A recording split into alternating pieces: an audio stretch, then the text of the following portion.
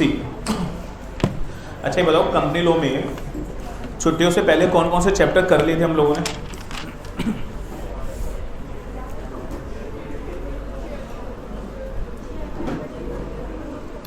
तुम्हें types of companies करा दिया था छुट्टियों से पहले? देख रहे हैं?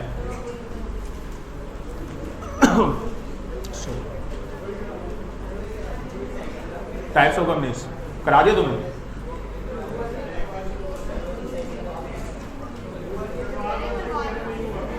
हुआ नहीं है, करवा दूं?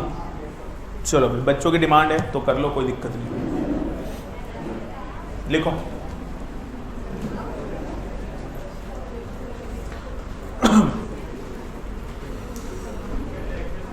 हाँ जी। अच्छा डायरेक्टर्स करा दूं?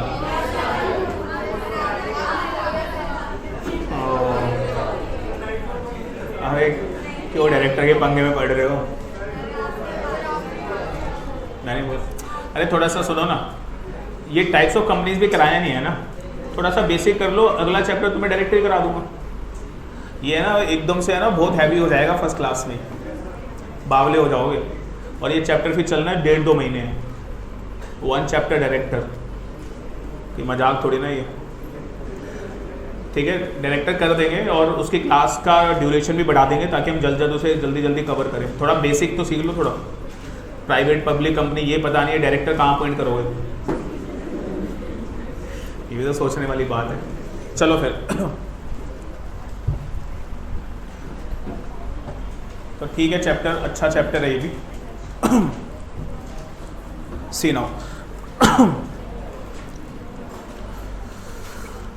लिखिएगा, the name of the chapter is types of company.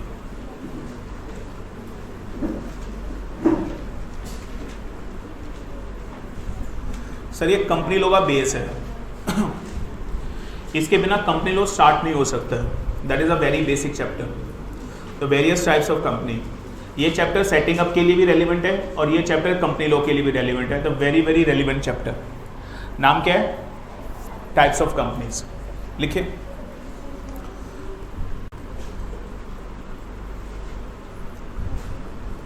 Meaning of company.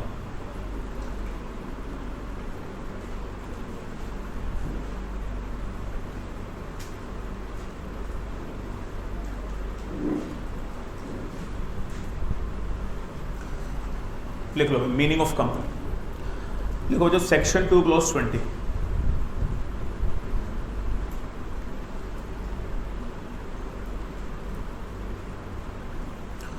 और सेक्शन 2 क्लॉज 20। अच्छा अभी ये तो पंगा हो गया, अभी तो मैं कह रहा था आपको section 2 sub section close sub close, और अभी मुंह से क्या निकल गया? क्लोज निकल गया। तो ये एक और दिक्कत हो गई। चलो इसको समझ लेते हैं पहले। जब भी आप लोग सेक्शन को पढ़ेंगे तो अभी थोड़ी देर पहले बताया था कि कैसे पढ़ेंगे। तो मान लो ये लिखा हुआ है, तो अभी बताया आपको पहले वाली क्लास में इसको क्या बोलेंगे, जिसको नहीं पता लिख लेना, सेक्शन। इसको क्या बोलेंगे? Sub section. इसको क्या बोलेंगे? क्लॉज। इसको क्या बोलेंगे? Sub clause. तो इन टोटलिटी अब कैसे प्रोनाउंस करेंगे? Section 3 sub section 1 clause 3 sub clause A. तो हमेशा सेक्शन के बाद क्या आएगा? सब सेक्शन आएगा। कैसे बोलेंगे? Section 3 sub section 1 clause 3 sub clause A. तो इस तरीके से वो प्रोनाउंस करने का तरीका है। ठीक है ना ये? चलो अब लिखो section 3 sub section 1 clause 3 clause A. लेकिन है ना, अब जब कोई भी एक्ट पढ़ोगे, कोई भी एक्ट, तो उसके अंदर सबको पता है सेक्शन 1 तो क्या होता है, अभी बताया था। लेकिन जो सेक्शन 2 होता है, सेक्शन 2 में हमेशा डेफिनेशन दे रखी होती है। क्या दे रखी होती है? डेफिनेशंस। जब भी बच्चों डेफिनेशन दे रखी होती है तो डेफिनेशन का सेक्शन होता है हमेशा सेक्शन 2। तो सेक्शन 2 के बाद जो भी कभी कुछ भी आएगा तो उसको हम सेक्शन के बाद क्या बोलेंगे? क्लॉज। तो ये एक फंडामेंटल रूल है, हमेशा सेक्शन के बाद क्या आएगा? Sub section. लेकिन जब भी डेफिनेशन का सेक्शन आएगा, और डेफिनेशन का सेक्शन कौन सा होता है? सेक्शन 2। तो डेफिनेशन के सेक्शन में सब सेक्शन ना बोलकर क्या बोलेंगे? Section 2 clause 1, clause 2, clause 3, clause 4 या whatever it is. Is it okay with you? तो हमेशा सबसेक्शन और सेक्शन 2 में हमेशा क्लोज। देखो इसका कारण सुन लो, इसका कारण समझ लो। सेक्शन को बोला जाता है धारा। सेक्शन को क्या बोलते हैं? धारा। आपने सुना होगा कि धारा 403 के अंदर आपको सजाए मौत, धारा 420 में, ऐसा सुनते हैं ना। तो सेक्शन को क्या हिंदी में क्या बोलते हैं? सेक्शन को धारा। धारा मतलब क्या? धारा मतलब कॉन्टिन्यूटी, पानी की धारा। तो धारा क्या होती है? मैं सच मतलब सही बता रहा हूँ, आप ऐसे मत देखो। धारा मतलब होता है कॉन्टिन्यूटी। तो सेक्शन क्या सिग्निफाई करता है? कॉन्टिन्यूटी। सेक्शन क्या सिग्निफाई करता है? कॉन्टिन्यूटी। अब देखो सेक्शन 3 है, सेक्शन 4 है, तो ये इनको सेक्शन ही क्यों बोला जाता है? मतलब 3, 4, 5 इनको सेक्शन ही क्यों बोला जाता है? क्योंकि 3 के बाद क्या आ रहा है? 4। आर दे इन कॉन्टिन्यूटी, इसलिए इनको कॉन्टिन्यूटी में होने की वजह से इनको क्या नाम दे दिया गया? धारा। और इंग्लिश में इसको क्या बोलना स्टार्ट कर दिया? सेक्शन। तो अगर कोई पूछे एक्ट के अंदर सेक्शन क्यों बोला जाता है, तो उसका कारण है सेक्शन सिग्निफाई धारा, the continuity. That is a reason हम उसको क्या प्रोनाउंस करते हैं? Section 1, 2, 3, 4, 5, 6, 7, 8, 9, 10 whatever it is। तो that is the purpose of बोलने का कि हम सेक्शन क्यों कह रहे हैं। क्या ये बात समझ में आई तुम्हारे? यस। दूसरा, जब भी आप कोई सेक्शन पढ़ेंगे, whenever you read a section, और उस सेक्शन का पहली लाइन पढ़ी आपने, और अगर पहली लाइन दूसरी लाइन के साथ क्या है? कनेक्टेड है। क्या है? पहली लाइन बच्चों दूसरी लाइन के साथ क्या है? कनेक्टेड है। तो हमेशा सेक्शन के बाद सबसेक्शन आएगा। क्यों? क्योंकि वो कनेक्ट हो रही है, सेक्शन सबसेक्शन। लेकिन जब भी आप कोई पहली लाइन पढ़ेंगे और उसके साथ दूसरा प्रोविजन कनेक्टेड नहीं है, तो आप उसे सबसेक्शन नहीं बोल सकते, इसलिए उसे क्या बोलना पड़ेगा? क्लॉज। जब आप डेफिनेशन पढ़ेंगे तो मैं पूछता हूं आपसे, क्या one definition will be connected with another definition? Never. इसलिए डेफिनेशन के सेक्शन में जब भी डेफिनेशन बोली जाएगी, सबसेक्शन नहीं बोलेंगे, क्या बोलेंगे? क्लॉज। इसलिए सेक्शन 2 में, हिंदुस्तान के हर एक्ट में सेक्शन 2 के साथ सबसेक्शन ना बोल के क्या बोला जाता है? Clause. Section 2 clause 1, section 2 clause 3, 4, 5, section 2 clause 20। तो दैट इज अ रीजन कब सेक्शन बोलेंगे, कब सबसेक्शन बोलेंगे। ये बात समझ में आई आप लोगों को? तो लिखेगा, सबसे पहले हम बात कर रहे हैं द टाइप्स ऑफ कंपनी, और सबसे पहले हम बात कर रहे हैं कि कंपनी का मतलब क्या। अब बताओ जरा पढ़कर, कंपनी मीन्स व्हाट? सेक्शन याद कर लो भाई, रीड द सेक्शन प्लीज। तो सेक्शन 2 क्लॉज 20, और ये बोलता है कंपनी मीन्स अ कंपनी। बच्चों लिख लेना, that is the absolutely base for the company law. Company means a company registered under companies act 2013 और एनी प्रीवियस कंपनी लॉ।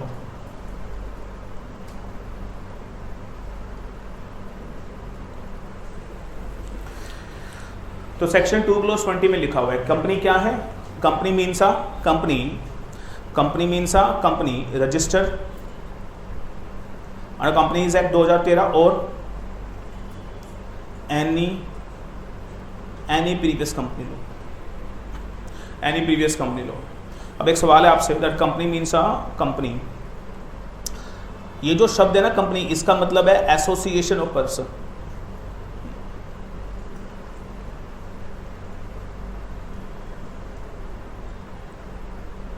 इसका मतलब क्या हो गया? Association of person. यानी कोई भी एसोसिएशन ऑफ पर्सन, 2 लोग, 3 लोग, 4 लोग मिलकर अगर अपने आप को किस में रजिस्टर्ड करवा ले? अपने आप को कंपनीज एक्ट 2013 में रजिस्टर्ड करवा ले, या फिर 2013 से पहले भी क्या कोई लॉ था? कौन सा? 1956। 2013 से 1956 था। या तो 2013 में रजिस्टर्ड करवा ले, या फिर पहले किसी लॉ में ऑलरेडी रजिस्टर्ड है, तो उसको क्या नाम दिया जाएगा? That will be treated as what? Company. इस लाइन को याद करें please. Section 2 clause 20, company means a company which is registered companies act 2013 और any previous company law. Is it okay? लिखेगा, ये लाइन पढ़कर एक क्वेश्चन उठता है, वेयर टू रजिस्टर।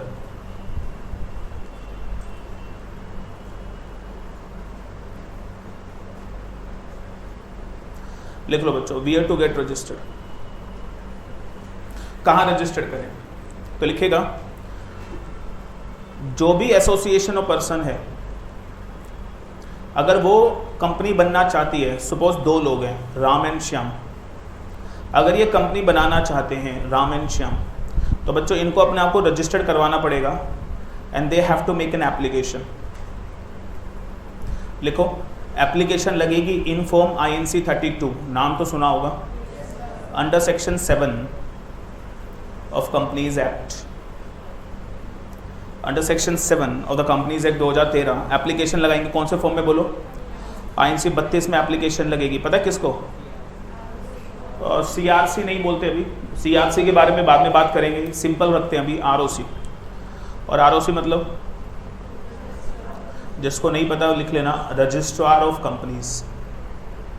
यानी कंपनी को रजिस्टर्ड करवाना है तो रजिस्ट्रार के पास आपको अपना रजिस्टर्ड करवाना पड़ेगा। और कौन से फॉर्म में करवाना पड़ेगा? INC 32 लिख लेना। नॉर्मली हमारे देश में every state has a ROC, her state में एक ROC होगा। कुछ एक्सेप्शन होती है, कहीं पे 2 हैं, कहीं पे नहीं भी हैं, but normally every state has a ROC, her state में एक ROC आपको देखने को मिलेगा। और बच्चों जो दिल्ली में हम लोग रहते हैं तो आपको पता होना चाहिए दिल्ली का जो ROC है वो कहाँ पर है? नेहरू प्लेस में। गए हो कभी Nehru place? IT market Nehru place. और दिल्ली का जो ROC का नाम है, क्या नाम था?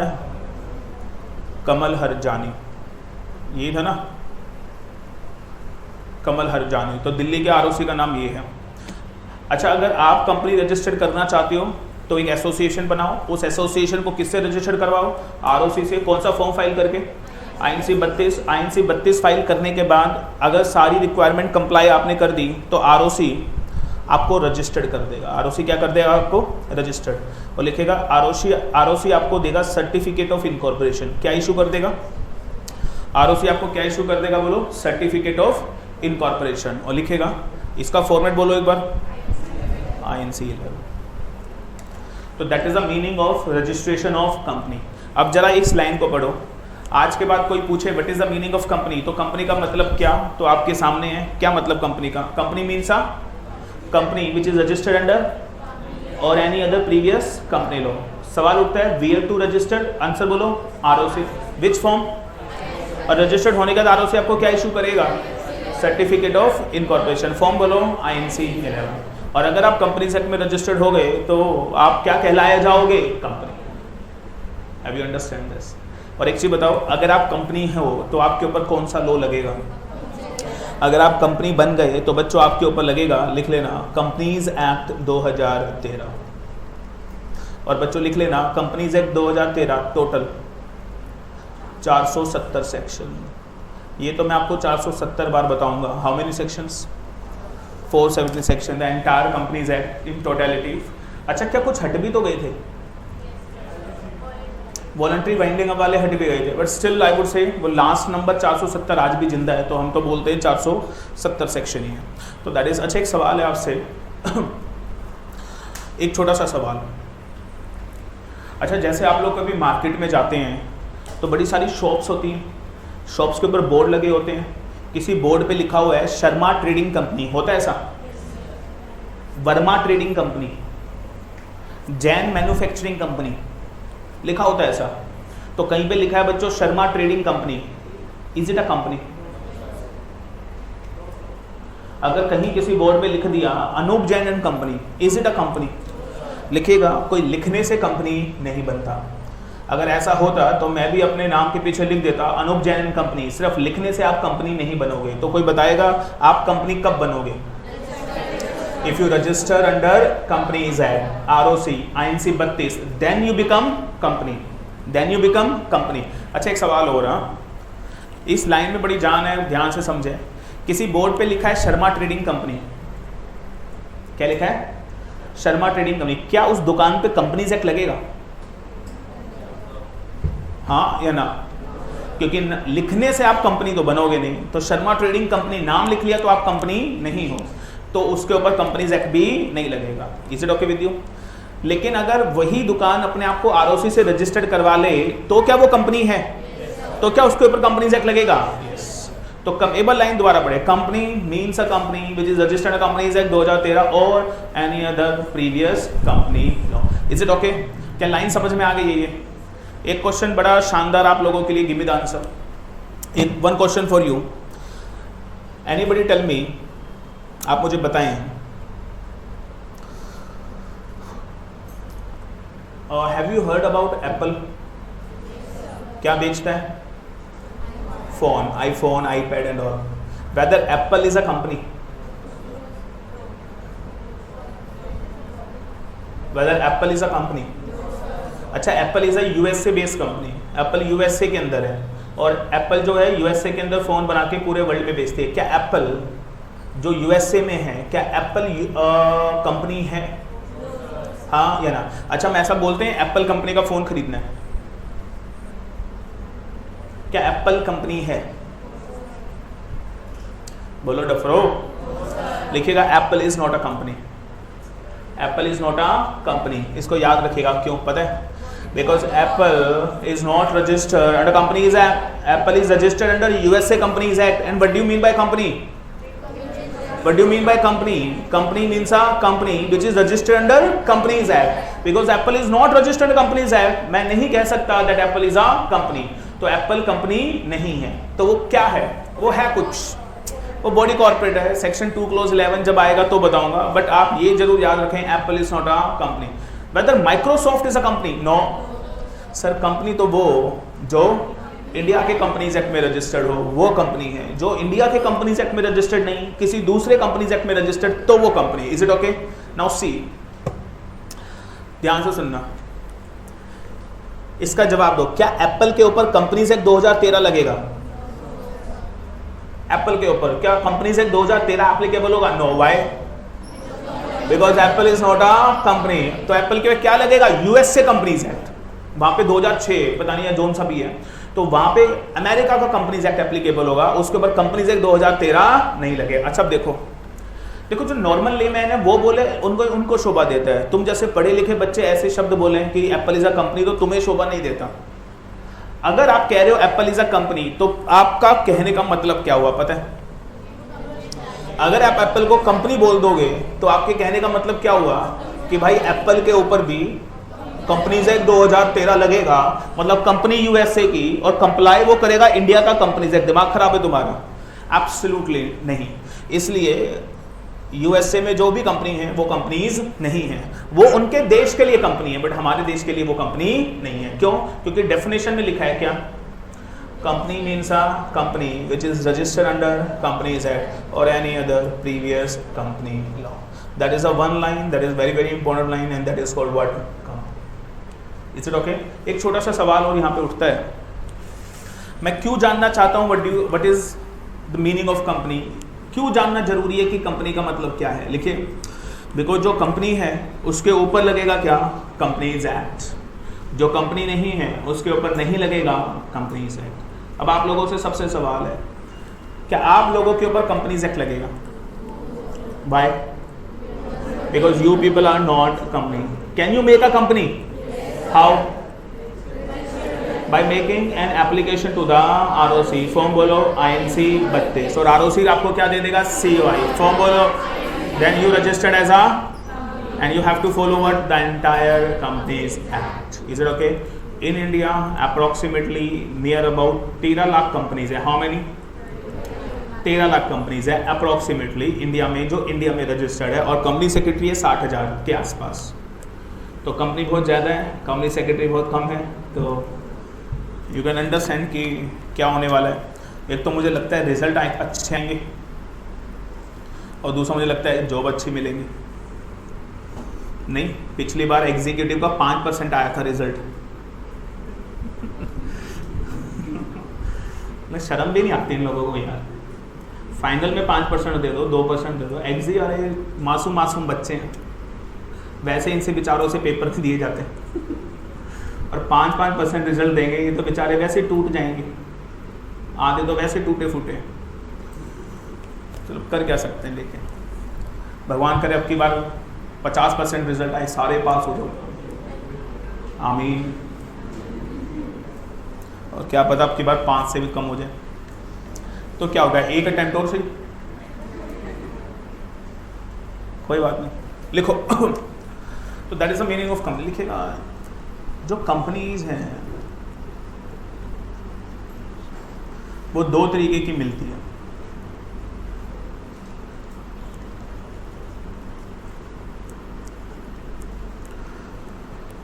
Private company, public company. अच्छा, कंपनी का सेक्शन बोलो, सेक्शन बोलोगे तभी याद होंगे। प्राइवेट 2 क्लॉज 68 होता है और पब्लिक का होता है 2 क्लॉज 71। तो public company deals with 2 clause 71। तो 3 सेक्शन याद कर लीजिए और लिखिएगा दैट जो प्राइवेट कंपनी है और पब्लिक कंपनी है इनके बारे में बात करेंगे। सबसे पहले लिखिए, सबसे पहले लिखिए कॉन्सेप्ट ऑफ प्राइवेट कंपनी।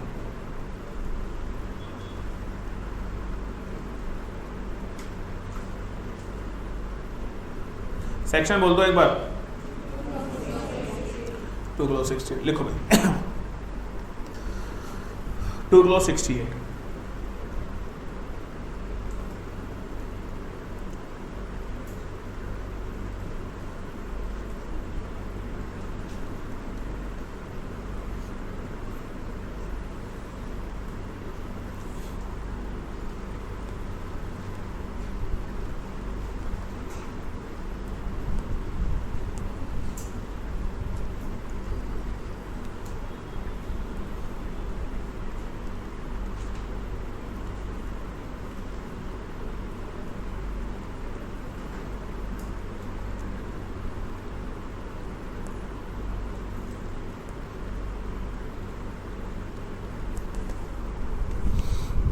देखिए,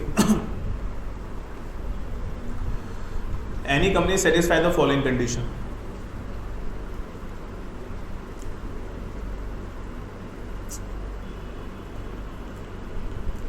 minimum paid up share capital as may be prescribed and in its article of association, memorandum article का तो चैप्टर हो गया था ना? अच्छा, आर्टिकल हुआ था। इन its article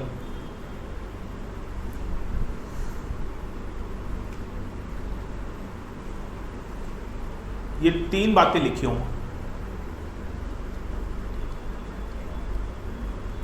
3 points are mention.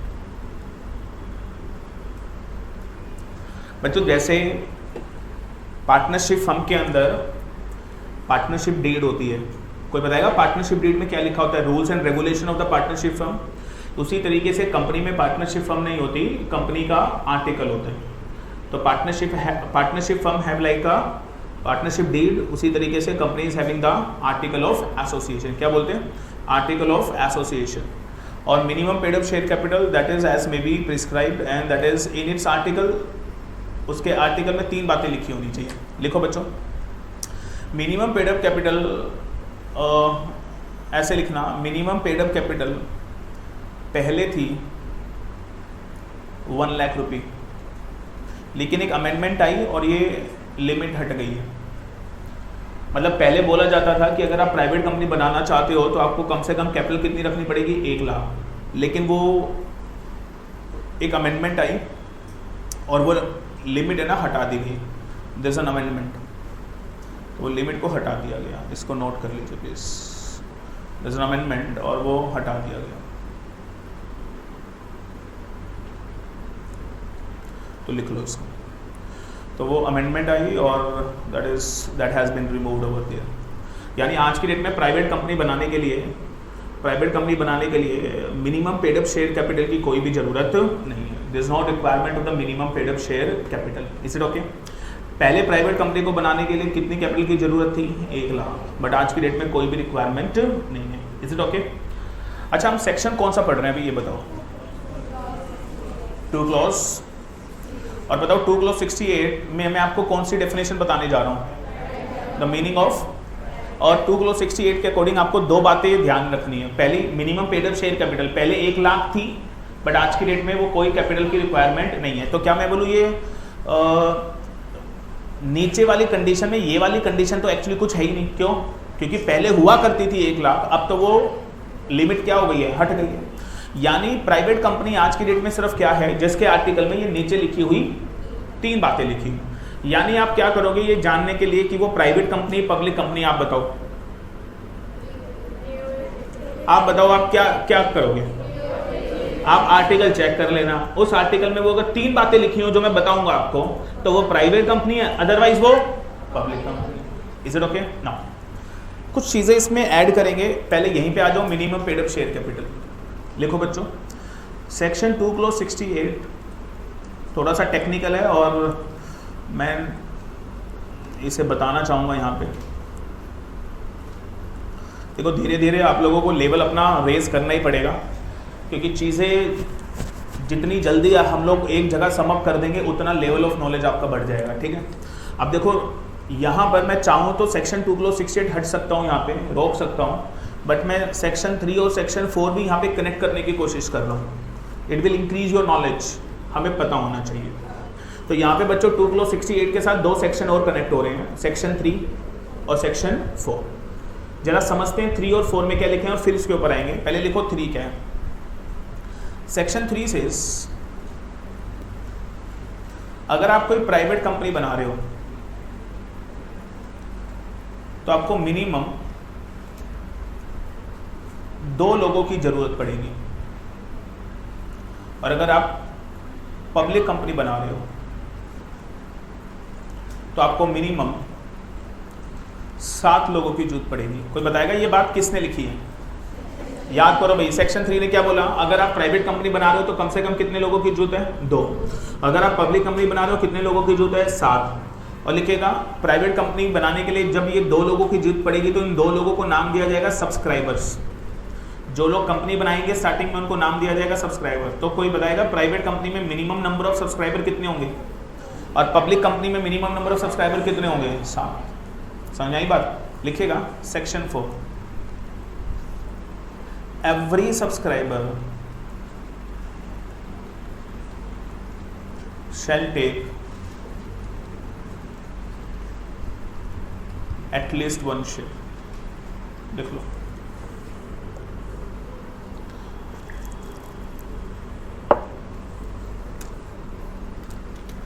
every subscriber shall take at least what?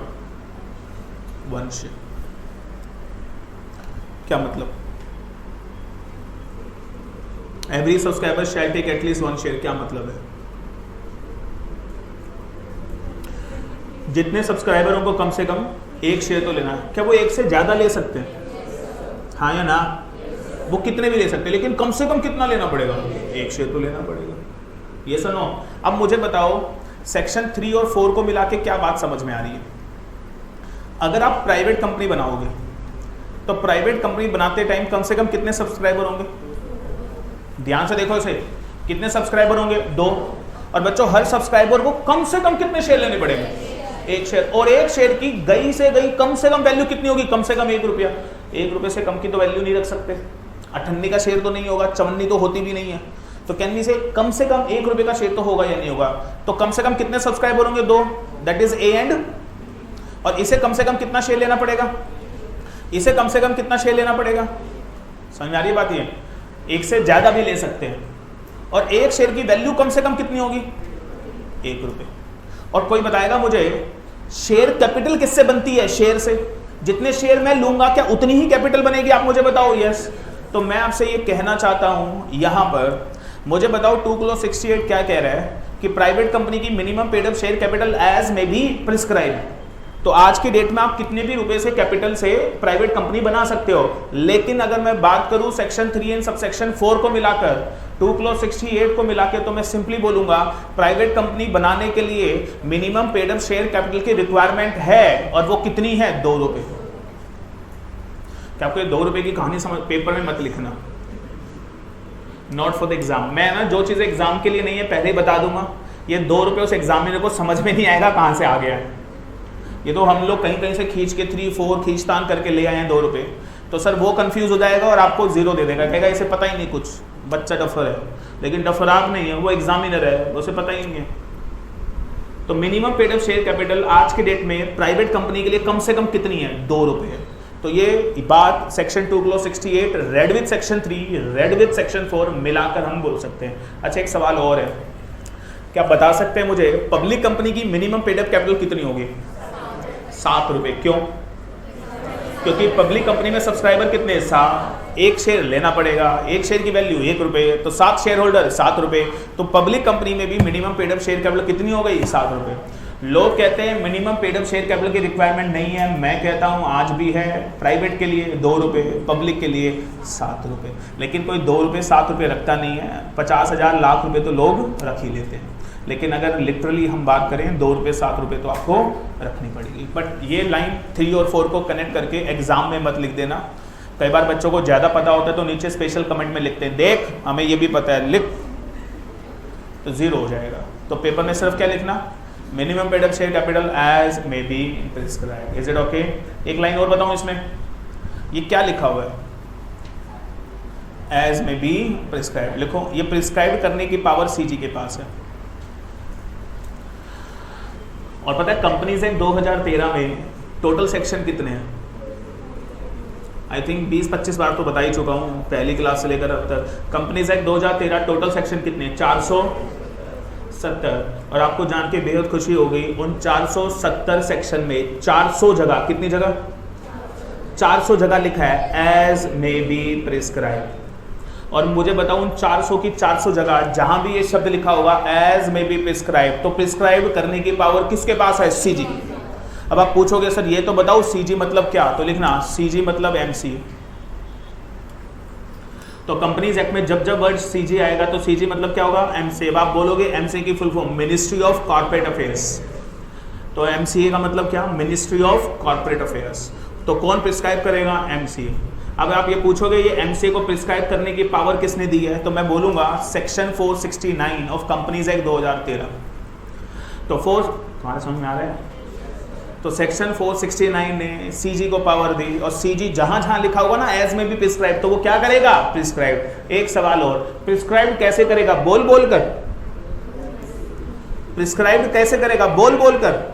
क्या सीजी एमसीए अपनी घर की छत पे खड़ा होके बोलेगा आई प्रिस्क्राइब दिस? बोल के प्रिस्क्राइब करेगा या लिख कर? तो लिखो, लिख कर प्रिस्क्राइब करेगा, और वो लिखेगा in the form of rules. तुम्हारे समझ में आ रहा है ना मैं क्या बोल रहा हूँ? ये मुश्किल तो नहीं लग रहा है? ये लगेगा। तो एज में भी prescribe, who will prescribe? CG, MCA and अच्छा आपको पता है अभी एमसीए के जो एमसीए है मिनिस्ट्री ऑफ कॉर्पोरेट अफेयर्स। अच्छा सुना मिनिस्ट्री ऑफ फाइनेंस? तो जितने भी हमारे देश में मिनिस्ट्री होती है उनके मिनिस्टर्स होते हैं। तो कोई बताएगा मिनिस्ट्री ऑफ फाइनेंस का मिनिस्टर कौन है? तो पहले था जेटली, मतलब अरुण जेटली, तो उसको अटैक आ गया, मतलब तबीयत खराब हो गई। फिर वो पीयूष गोयल बन गया था कुछ समय के लिए, और मोदी दोबारा जीत गया तो वो चेंज हो गया मिनिस्टर, चेंज हो गई है मिनिस्टर। तो वो अब वो मिनिस्टर बन गई है निर्मला सीतारमण। तो ministry of finance, finance minister हमारे देश में अब कौन है? सीतारमण, और सीते भी बोल सकते हैं। और उसी तरीके से जैसे मिनिस्ट्री ऑफ फाइनेंस है उसी तरीके से मिनिस्ट्री ऑफ कॉर्पोरेट अफेयर्स है। तो मिनिस्ट्री ऑफ कॉर्पोरेट अफेयर का मिनिस्टर कौन है? सीते, सीतारमण। तो पहले अरुण जेटली थे, दोनों के एमसी और मिनिस्ट्री ऑफ फाइनेंस, और आज सीतारमण। तो मतलब ठीक है, समझ गए आप लोग। तो कौन प्रिस्क्राइब करेगा? सीतारमण। कैसे? घर पे खड़े हो गए? No, by prescribing the rules. और वो रूल्स प्रिस्क्राइब करेगी, और प्रिस्क्राइब करने के बाद वो रूल है ना ऑफिशियल गैजेटे में पब्लिश कर देगी, और पब्लिश करने के बाद वो सारी की सारी चीज़ें हमें पता चल जाएगी। Regarding this I will show you something. मैं दिखाता हूँ आपको, रूल्स दिखाते हैं आपको। किस पे? गूगल पे जाओ ना, गूगल पे ही आएगी नहीं वेबसाइट, तो गूगल पे आती है ना। We have Google Chrome. खुल जा सिम, तो सिम तो नहीं खुला। Look at this website. इस वेबसाइट को देख लो, जितने भी पैसे तुम कमाओगे इसी वेबसाइट से कमाओगे। That is ministry of corporate affairs and the very very important website.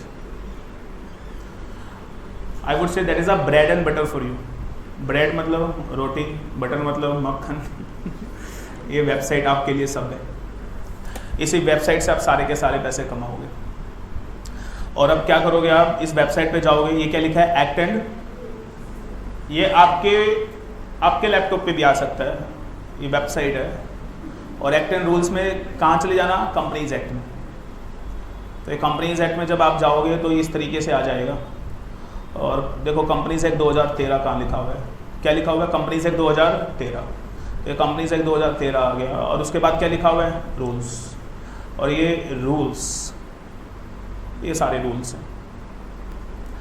और ये देखो अभी लेटेस्ट कुछ नए रूल आए हैं, 7 जून 2019 को कुछ लेटेस्ट रूल आए हैं। और कौन से रूल हैं, कंपनीज इनकॉर्पोरेशन अमेंडमेंट रूल 2019। ये रूल कौन बना रहा है, सीते, मतलब मिनिस्ट्री ऑफ कॉर्पोरेट अफेयर्स तो जो भी एमसी बना रहे हैं मतलब। और ये सारे के सारे रूल बना के ये क्या कर देते हैं इसके अंदर पब्लिश।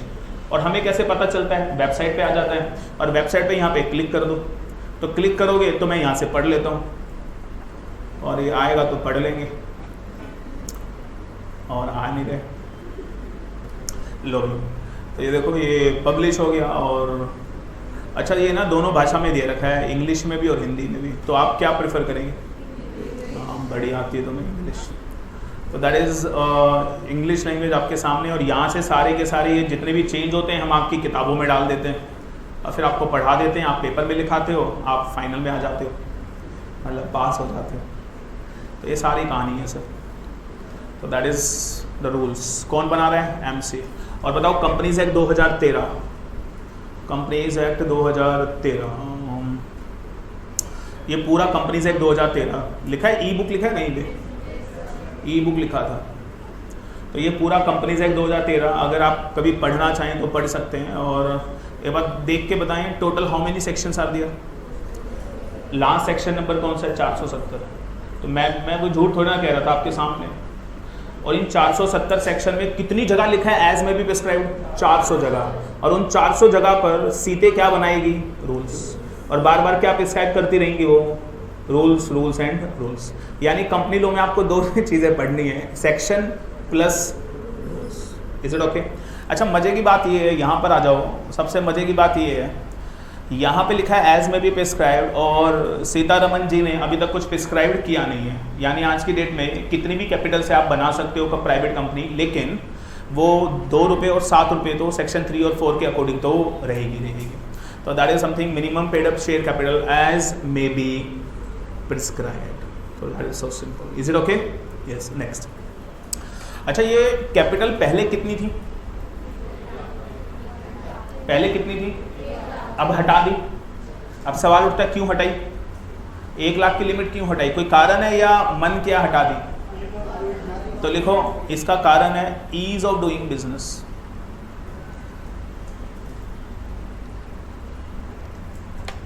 इसका कारण बता देता हूं आपको, सुनना जरा। क्या हुआ, पिछली बार बीजेपी की सरकार आई, तो बीजेपी की सरकार ने बोला हम जॉब्स देंगे, तो जॉब्स तो क्रिएट हो नहीं पाई।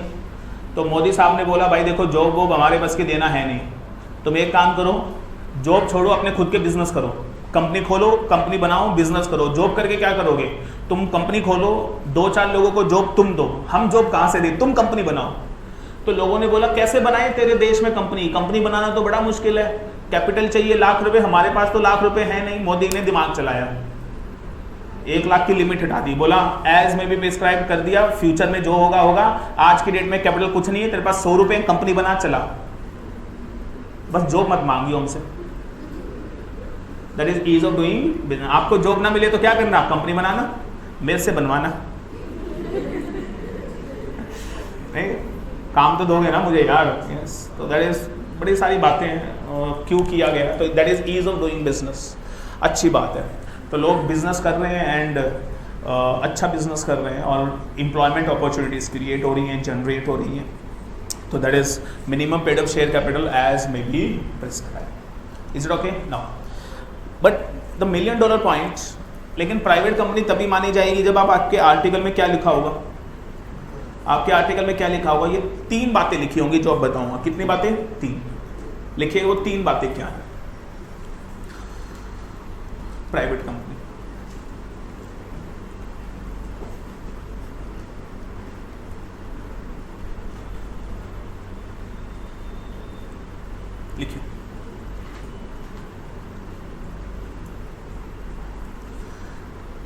3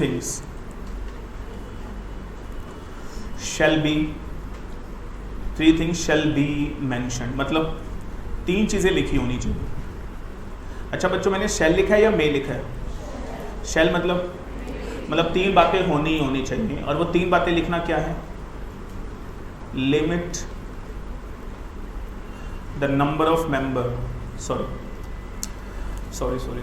दूसरी लाइन आएगी, restrict the right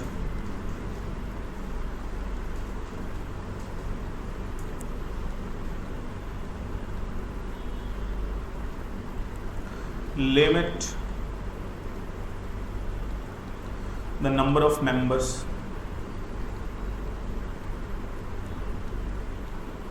to 200, restrict the right to transfer the share, limit the number of member to 200, prohibit, एक सेकंड, इसमें ना एक काम करना, बी पॉइंट में ना 3-4 लाइन का गैप दे देना, फिर सी लिखना, prohibits publication,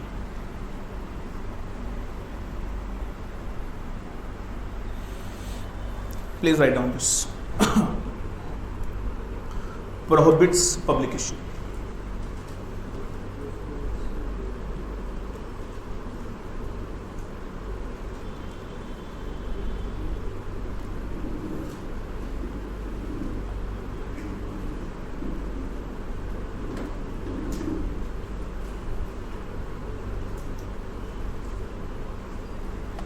ठीक है,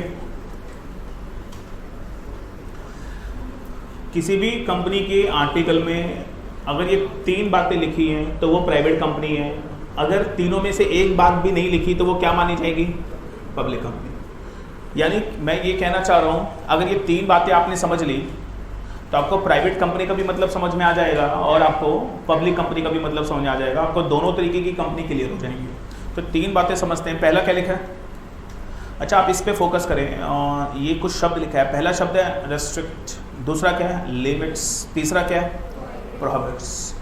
रेस्ट्रिक्ट मतलब रेस्ट्रिक्शन लगाना, प्रोहिबिट मतलब कर ही नहीं सकते, दोनों शब्दों में फ़र्क है। प्रोहिबिट मतलब करना ही पॉसिबल नहीं है, कर ही नहीं सकते। रेस्ट्रिक्ट का मतलब कर सकते हो सब्जेक्ट टू द रेस्ट्रिक्शन। क्या दोनों शब्दों में फ़र्क है या नहीं है? और आप मुझे बताओ, यहाँ पे रेस्ट्रिक्शन के अलावा अगर प्रोहिबिट लिख देते तो फिर नहीं कर सकते थे, लेकिन यहाँ पे शब्द प्रोहिबिट नहीं लिखा, क्या लिखा? रेस्ट्रिक्ट लिखा। तो देखो क्या है? Restrict what? Restrict the right to transfer the shares लिखेगा। एक प्राइवेट कंपनी है, जल्दी बताओ प्राइवेट कंपनी में कम से कम कितने मेंबर होंगे? 2। ये बात कैसे पता चली? सेक्शन 3 और सेक्शन 4 की वजह से। 3 ने बोला कितने सब्सक्राइबर दो, और हर सब्सक्राइबर को कितने शेयर लेने पड़ेंगे? 1। तो सब्सक्राइबर अगर 1 शेयर ले लेगा तो 2 subscriber will become the share holder, और share holder finally become the members. तो प्राइवेट कंपनी में कम से कम कितने मेंबर चाहिए? 2। और ये जो प्राइवेट कंपनी है, मान लो इसके 2 मेंबर हैं, दैट इज, अच्छा क्या 2 से ज़्यादा हो सकते हैं? हाँ। तो लिखेगा 1 है ए, 1 है बी, इसके पास है 2000 शेयर, इसके पास है 3000 शेयर। तो एक सवाल है आपसे, क्या ए अपने ये 2000 शेयर ट्रांसफर कर सकता है? अबे बोलो ना, क्या ये जो ए है अपने 2000 शेयर ट्रांसफर कर सकता है? बस हाँ या ना। Whether A can transfer these shares, yes और नो? लिखेगा आंसर इज यस। यहाँ पे ना कंफ्यूजन ये होती है, बच्चा स्ट्रेट अवे नो कह देता है, जो गलत है। मैं आपको पहले बता चुका हूँ, प्रोहिबिट नहीं लिखा है, रेस्ट्रिक्ट लिखा है। कर सकते हो subject to conditions, subject to restriction. तो प्राइवेट कंपनी का शेयर होल्डर अपना शेयर ट्रांसफर कर सकता है। अच्छा ए के पास कितने शेयर है? 2000। एक सवाल है, शेयर ट्रांसफर कर सकता है? हाँ। फ्रीली कर सकता है ट्रांसफर? फ्रीली ट्रांसफर नहीं कर सकता, ट्रांसफर कर सकता है सब्जेक्ट टू सम रेस्ट्रिक्शन। तो सवाल उठता है सर रेस्ट्रिक्शन क्या है? तो लिखेगा व्हाट आर दोज रेस्ट्रिक्शंस। तो मैं बता दूं आपको, रेस्ट्रिक्शन मतलब ये, और यहाँ पे रेस्ट्रिक्शन ये है, इसको लिखना। अगर ए अपने शेयर बेचना चाहता है तो बेचने से पहले उसे अपना शेयर एग्जिस्टिंग शेयर होल्डर को ऑफर करना पड़ेगा। That is a restriction. अगर ए अपने हिंदी में लिखना इसको, अगर ए अपने शेयर बेचना चाहता है तो वो बेच सकता है, लेकिन उसे पहले अपने वो 2000 शेयर किसको ऑफर करने पड़ेंगे? बी को।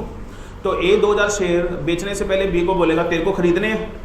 अगर बी ने खरीद लिए तो खत्म, और बी ने बोला नहीं मैंने नहीं खरीदने, तो ए चाहे दुनिया में किसी को भी ये शेयर बेच सकता है। इसको बोला जाता है transfer of share with some restriction. कोई बताएगा रेस्ट्रिक्शन क्या है यहाँ पर? कि आपको ये शेयर पहले किसको देने पड़ेंगे? एग्जिस्टिंग शेयर होल्डर को। और ए के अलावा एग्जिस्टिंग शेयर होल्डर और कौन है? बी। तो ए पहले शेयर किसको ऑफर करेगा? बी को। अच्छा, बी के पास कितने शेयर है? 3000। क्या बी सेल कर सकता है? क्या बी अपने 3000 शेयर ट्रांसफर कर सकता है क्या? यस। लेकिन what is the restriction on B? कि पहले बी किसको ऑफर करेगा शेयर? ए को, एग्जिस्टिंग शेयर होल्डर को। और एग्जिस्टिंग शेयर होल्डर को ऑफर करने के बाद अगर ए ने ले लिया तो ठीक, नहीं तो बी फिर किसको भी चाहे वो शेयर ट्रांसफर कर सकता है। That is something called restriction. तो लिखेगा, ये जो शब्द लिखा है रेस्ट्रिक्शन, इसका मतलब क्या है? First offer shares to whom? To the existing shareholder. First offer share to whom? To the existing shareholder. इसको लिख लीजिए please. First offer share to whom? To the existing shareholder.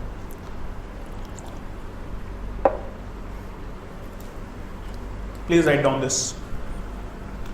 First offer share to whom? To the existing shareholder. It is in front of you. आपके सामने। Got it? ये बात clear है? Now see, मान लिया इस प्राइवेट कंपनी के अंदर 3 शेयर होल्डर है,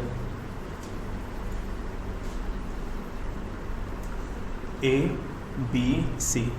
इसके पास 1000 शेयर है, इसके पास 2000 शेयर है, इसके पास 3000 शेयर है। हाँ जी,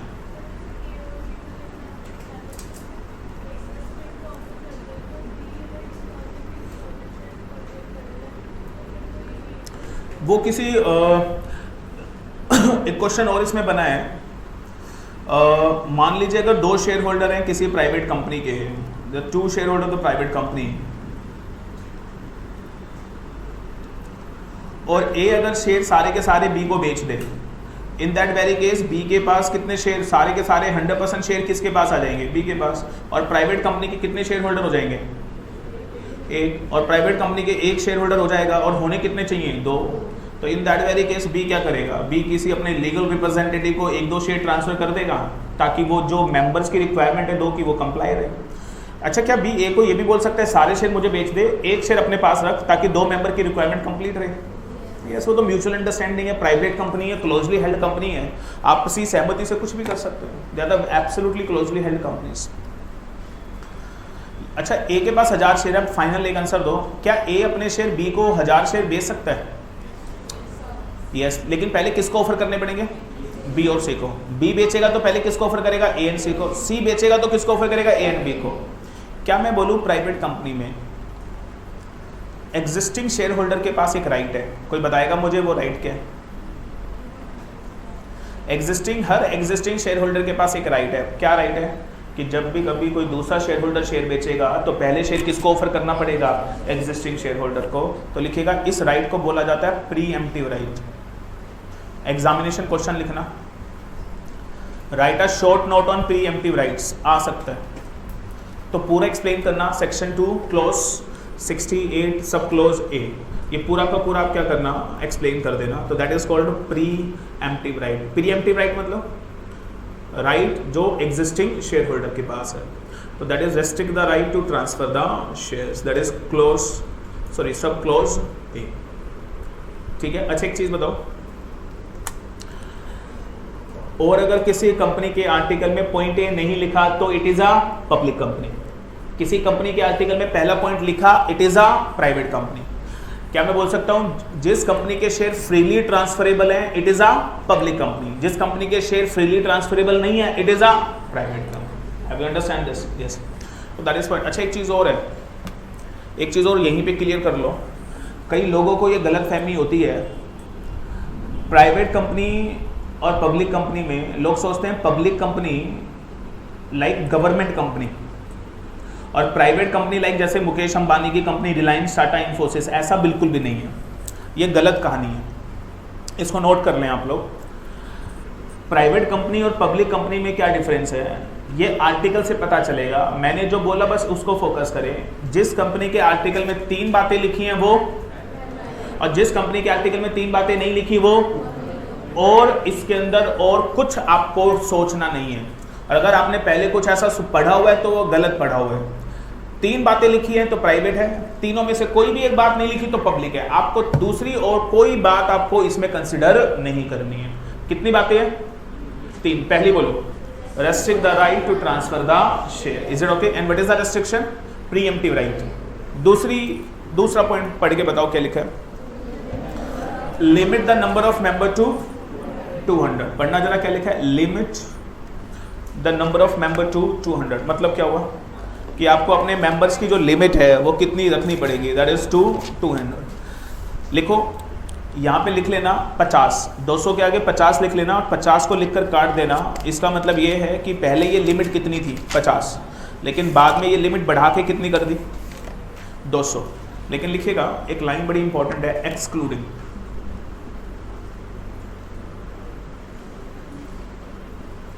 एक्सक्लूडिंग, ये तीसरा पॉइंट बाद में देखेंगे। Excluding persons, excluding the person who are in employment of the company, who are in employment of company। दूसरा, persons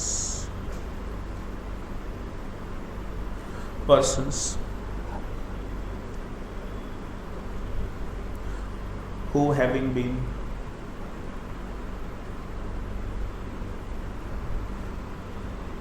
formerly in employment of the company। Language को देखो please. employment of the company,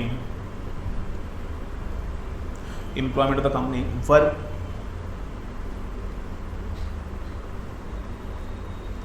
members of the company,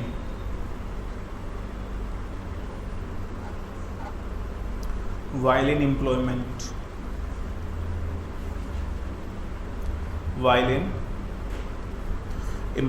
and have continued, and have what? Continued to be member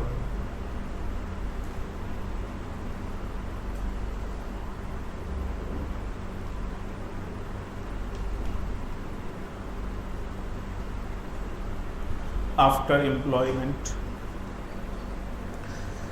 employment ceased। और वो सी वाला point था, that is prohibit. करेंगे बात इसके बारे में। प्रोहिबिट्स पब्लिक इशू,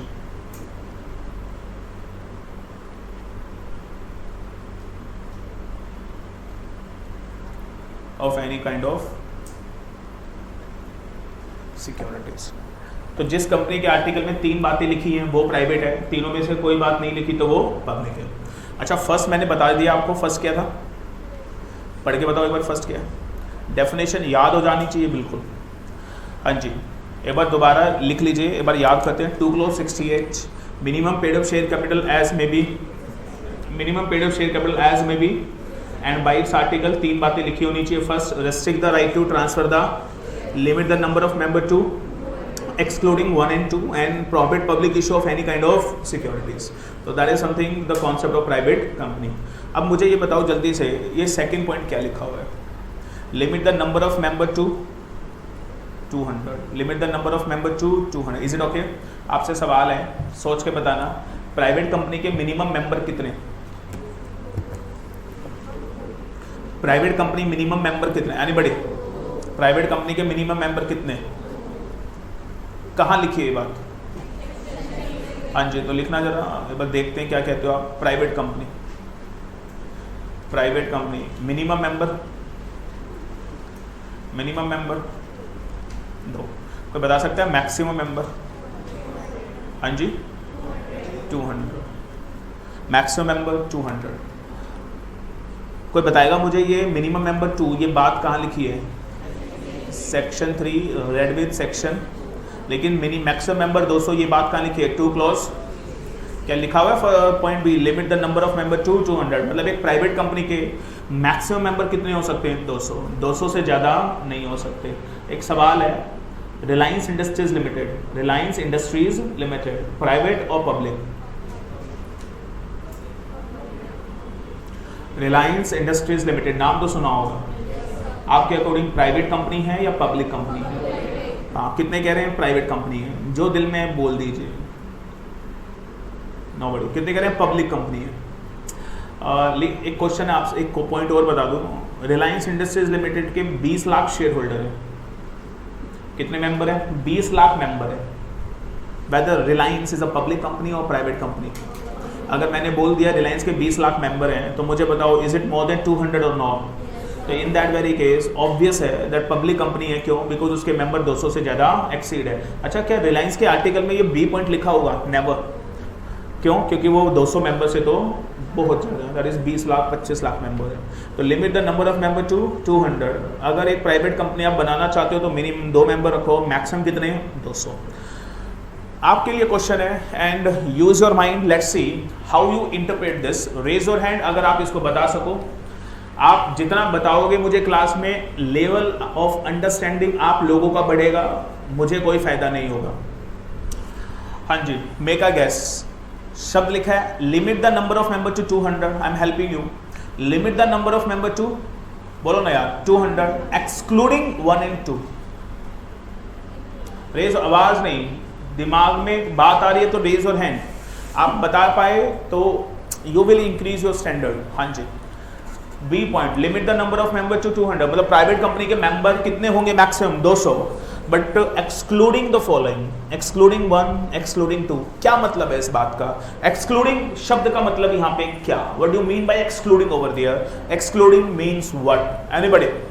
एक्सक्लूडिंग का मतलब यहाँ पे क्या है? Limit the number of member to 200 excluding 1, excluding 2। Excluding means what? हाँ जी, क्या मतलब एक्सक्लूडिंग का? एक्सक्लूडिंग का मतलब क्या? हाँ जी, तो लिखेगा एक प्राइवेट कंपनी के अंदर 200 मेंबर होंगे, 200 से ज़्यादा नहीं होंगे, लेकिन जब 200 की काउंटिंग होगी, जब 200 की काउंटिंग होगी तो उस 200 के अंदर 1 and 2 को काउंट नहीं करेंगे। Are you getting this? 1 and 2 को 200 की लिमिट के अंदर काउंट नहीं करेंगे। कोई बताएगा 1 क्या लिखा है? किसको काउंट नहीं करेंगे? Person who are in the employment of the company. अगर कंपनी के कुछ एम्प्लॉई हैं और वो कंपनी के मेंबर भी हैं, एक सवाल, क्या कंपनी का एम्प्लॉई कंपनी का शेयर खरीद सकता है? क्या कंपनी का एम्प्लॉई कंपनी का मेंबर बन सकता है? तो अगर कोई कंपनी का एम्प्लॉई है और वो कंपनी का मेंबर भी है तो वो मेंबर है जरूर, बट वो 200 की लिमिट में काउंट नहीं किया जाए। Are you getting this point? देखना जरा एक बार दोबारा, पॉइंट बी क्या लिखा है? Limit the number of members to 200 excluding the persons who are in the employment of the company, who are in the employment of the company. एक शब्द लिखा है in the employment of the company, in employment यानी अभी, currently है, यानी अभी currently वो कंपनी का एम्प्लॉई है। अच्छा एक चीज बताओ, हेलो, एक कंपनी 200 मेंबर क्या प्राइवेट हो सकती है? हाँ। एक कंपनी उसके मेंबर 150 क्या प्राइवेट हो सकती है? हाँ। एक कंपनी उसके मेंबर 210 क्या प्राइवेट हो सकती है? नो। क्या होगी? सिर्फ पब्लिक। क्यों? प्राइवेट कंपनी के मेंबर 200 से ज्यादा नहीं हो सकते। Is it okay? एग्जाम में प्रैक्टिकल क्वेश्चन आया, लिखना वो क्वेश्चन क्या था, मुझे बताना प्राइवेट है या पब्लिक है। You have to answer me now. There is a company ABC, इसके 200 मेंबर है। कितने मेंबर है? 200। और 210 मेंबर है। कितने मेंबर है? 210। प्राइवेट और पब्लिक? पब्लिक। क्यों? क्योंकि प्राइवेट होती तो 200 तक होती, लेकिन इसमें एक ट्विस्ट है। 210 मेंबर में से आउट ऑफ 210 10 मेंबर जो हैं वो मेंबर तो हैं, बट वो अभी कंपनी के एम्प्लॉय भी हैं,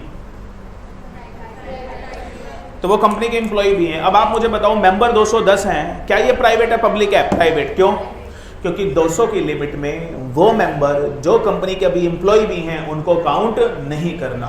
तो यहाँ पे हम 200 की लिमिट के लिए 200 मानेंगे या 210 मानेंगे? 200 मानेंगे। और ये कंपनी क्या मानी जाएगी, प्राइवेट और पब्लिक? प्राइवेट। लैंग्वेज देखो क्या लिखी है, limit the number of member to 200 excluding the person who are in the employment of the company. यानी 200 की लिमिट में उन लोगों को इंक्लूड मत करो जो कंपनी के एम्प्लॉयज भी हैं। लिखो इसका कारण, इसका रीजन लिखो। मुझे बताओ जल्दी से, आप सबको पता होगा कंपनी में जो लोग एम्प्लॉय काम करते हैं क्या उनको मोटिवेशन की जरूरत होती है? सोच के देखिए जरा, हाँ या ना। लॉजिक लिख लेना बच्चों। आपको लैंग्वेज हर किताब में देखने को मिलेगी, लॉजिक आपको किसी किताब में नहीं मिलेगा। तो जब भी मैं आपको रीजन या लॉजिक बोलूं, हिंदी में, इंग्लिश में, जो भी भाषा आपको आती है उसमें लिखना जरूर, फ्यूचर में काम आएगा। हाँ, जिसका रीजन लिखिए। क्या जो कंपनी होती है, क्या कंपनी में एम्प्लॉयज होते हैं? हाँ। अच्छा एक चीज बताओ, प्राइवेट कंपनी के मैक्सिमम मेंबर कितने हैं? 200। अच्छा एक बात बताओ, क्या प्राइवेट कंपनी 500 एम्प्लॉयज हायर कर सकती है? 500 एम्प्लॉयज, लेकिन 200 की लिमिट है। वो मेंबर्स की है, वो एम्प्लॉय की तो नहीं है। अब एक प्राइवेट कंपनी में 500 एम्प्लॉय हो सकते हैं। क्या कंपनी, पता है आपको, हर आदमी काम तभी करता है जब वो मोटिवेट होता है। क्या आपको पता है आज की डेट में सबसे बड़ा मोटिवेशन क्या है? पैसा। हाँ या ना? तुम CS कर रहे हो, पता है क्यों? क्योंकि तुम्हें पता है अच्छी सैलरी मिलेगी। अगर मैं आपको आज ये बता दूं CS कर लो, चपड़ासी की नौकरी मिलेगी 3000 रुपये महीना। हाँ जी, व्हाट विल यू डू? ऐसा मत यार। You left CS right now, what is the biggest motivation? Money. तो in that very case 500 employee हैं, क्या कंपनी अपने 500 एम्प्लॉय को मोटिवेट करेगी? जितने मोटिवेट होंगे उतना अच्छा काम करेंगे। तो मुझे बताओ कंपनी अपने एम्प्लॉय को मोटिवेट करने के लिए क्या शेयर दे सकती है या नहीं दे सकती है? यस, लिख लेना। जब कंपनी अपने एम्प्लॉय को मोटिवेट करने के लिए शेयर देती है तो उसको बोलते हैं ESOP। अपने एम्प्लॉयज को मोटिवेट करने के लिए जब शेयर दिया जाता है उसको क्या नाम दिया जाता है? ESOP। Write down please. मुझे बात बताओ, क्या ESOP देना जरूरी है या नहीं? बहुत जरूरी है। क्यों? क्योंकि एम्प्लॉय को मोटिवेट करना है। अब आप मुझे बताओ, अगर एम्प्लॉय को मेंबर की लिमिट में काउंट कर लिया जाए तो क्या दिक्कत आएगी? तो आपके 500 एम्प्लॉय हैं, कंपनी अपने किसी भी एम्प्लॉय को कभी ESOP दे नहीं पाएगी। क्यों? क्योंकि जैसे ही आप एम्प्लॉय को ESOP दोगे वो एम्प्लॉय क्या बन जाएंगे? मेंबर। और मेंबर कौन सी लिमिट में आ जाएंगे? 200। और प्राइवेट कंपनी किस में कन्वर्ट हो जाएगी? पब्लिक में। और प्राइवेट कंपनी कभी भी अपने एम्प्लॉय को ESOP नहीं दे पाएगी। इसलिए लॉ मेकर ने इस पॉइंट को एक्सक्लूड कर दिया और बोल दिया कि जो एम्प्लॉय अभी हैं कंपनी में और वो मेंबर भी हैं, वो मेंबर हैं जरूर, बट वो 200 की लिमिट के लिए काउंट नहीं किए जाएंगे। That is a solid reason behind that, excluding the person who are in the employment of company. और यू गेटिंग दिस? बोलो, चले आगे। अच्छा, सेकेंड लाइन आप लोगों के लिए यार, you have to interpret what is written over there. और आप कहेंगे यार आसान वाला आप बता देते हो, मुश्किल वाला हमसे पूछ रहे हो। तो मुश्किल नहीं है, ये भी आसान ही है। ध्यान से देखिए, second line I am telling you, जो इसे बता देगा सेकेंड लाइन को, नेक्स्ट लेवल पे चला जाएगा। इफ यू इंटरप्रेट दिस, मैं पढ़ देता हूं इंग्लिश में क्या लिखा है। और कौन एक्सक्लूड है 200 में? एक तो करंट एम्प्लॉय। हेलो, मैं इसको सिंपली लिख देता हूं ताकि आपको और आसान लगे। फर्स्ट पॉइंट में लिख लो present employee of the company.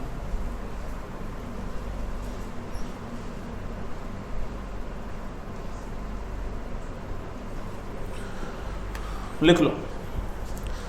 Second point, बच्चों कोशिश करें, पूरी जान लगाएं सेकेंड पॉइंट को समझने के लिए। B2 पूछ रहा हूं, person who having been formerly in the employment of the company were the members of the company while in the employment and have ceased and have continued to be member after employment ceased. Raise your hand only if you know the answer. Try, make a guess, कोशिश करें। हाँ जी, कौन 200 में नहीं आएगा? First present employ. और कौन नहीं आएगा? अच्छा एक काम करते हैं, आपके लिए थोड़ा मैं आसान कर देता हूं और लिख लेना B2 में लिख देना पास्ट एम्प्लॉय। इससे आसान क्या बोलूंगा?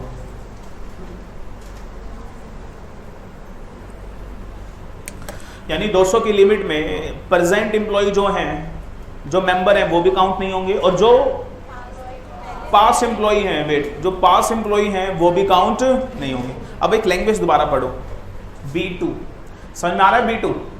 अच्छा, पास एम्प्लॉय लिखने के बाद B2 किस किस को समझ में आ गया? पास एम्प्लॉय लिखने के बाद 2-3 बार लैंग्वेज दोबारा पढ़े प्लीज। B2 पे फोकस करें। किसको एक्सक्लूड करना है? Person who having been formally in the employment of the company, वो लोग जो पहले कंपनी के एम्प्लॉय थे, were member of the company, और जब वो एम्प्लॉय थे उस टाइम वो कंपनी के भी मेंबर थे। आगे, and have continue to member, और आज भी मेंबर हैं बट एम्प्लॉय नहीं है, तो वो भी 200 की लिमिट में एक्सक्लूड होंगे।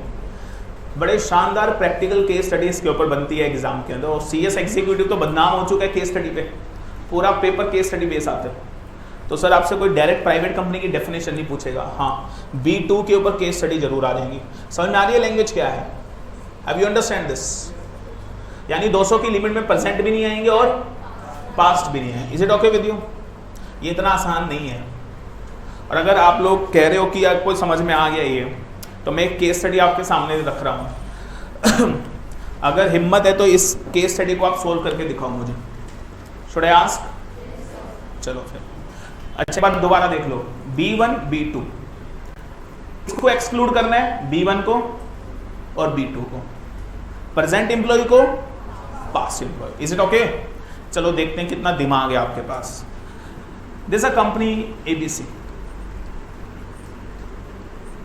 इसके 10 मेंबर हैं, ये 10 मेंबर्स। कितने मेंबर है? 10। विल दे काउंट इन 200?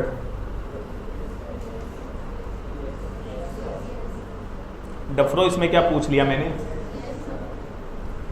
इसमें मैंने क्या बोला? 10 मेंबर है, विल दे काउंट और नॉट? से यस। विल मेंबर काउंट नहीं होंगे, एक्सक्लूड वाली तो भी कोई बात ही नहीं की ना। 10 मेंबर है, विल दे इंक्लूड और एक्सक्लूड? इंक्लूड। घबराओ मत, आसान है। नो, ये जो 10 मेंबर हैं ये इंक्लूड होंगे। किस में इंक्लूड होंगे? 200 की लिमिट में। ठीक है भाई। केस 2, ये जो 10 मेंबर हैं, ये 10 मेंबर थे बट इन्होंने कंपनी के अंदर जॉब करना स्टार्ट कर दिया। 10 के 10 ने, मतलब जॉब नहीं कर सकते? अच्छा, जॉब कर सकते हैं। मतलब ये मेंबर थे और इन 10 के 10 लोगों ने कंपनी में जॉब स्टार्ट कर दी है, मतलब नौकरी स्टार्ट कर दी है, मतलब एम्प्लॉय बन गए। Now they are the employees of the company. हाँ जी, विल दे काउंट इन 200? हाँ जी, यस और नो? कितने कह रहे हैं? They will not count in 200? Why? B1 या B2?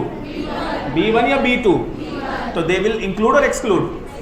कौन सा पॉइंट? B1। आ रहा समझ नहीं? ज्यादा खुश होने की जरूरत नहीं है। अब पूछूं तीसरा, ये बताओगे तो मजा आएगा। तीसरा, ये जो 10 मेंबर है ना भाई, ये जो 10 मेंबर है, ये जो 10 मेंबर है, इनको जॉब में मजा नहीं आया, they left the job.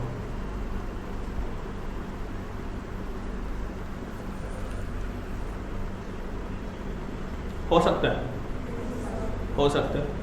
Will they count in 200? Will they count इन 200? क्या ये 200 में काउंट होंगे? हाँ या ना? कितने कह रहे? No. Why? They will not include, they will exclude as per B1 B2। क्यों?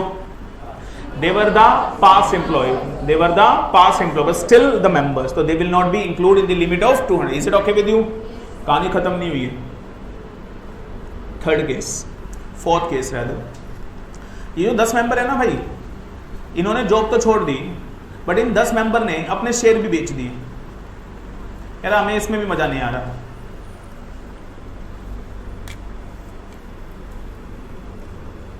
इन्होंने शेयर भी, सारे शेयर बेच दिए। $1 million question for you, will they count इन 200?